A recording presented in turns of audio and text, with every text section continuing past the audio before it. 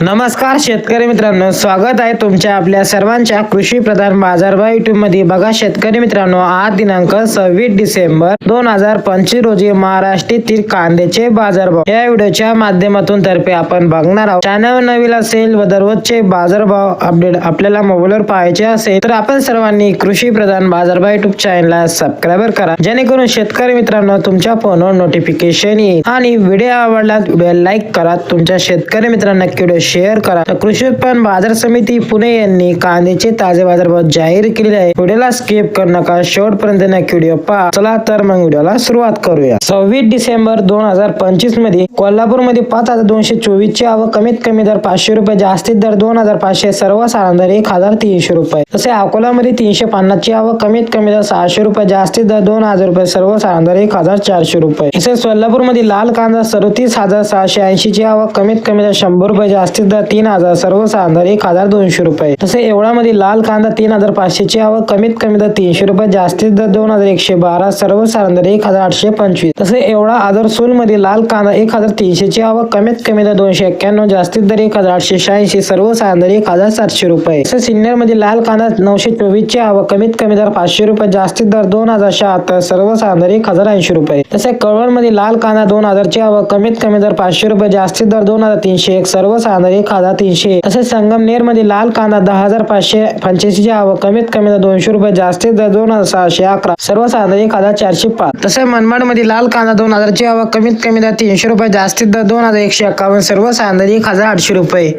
हे होते 26 डिसेंबर 2025 रोजी महाराष्ट्रातील कांद्याचे ताजे बाजारभाव।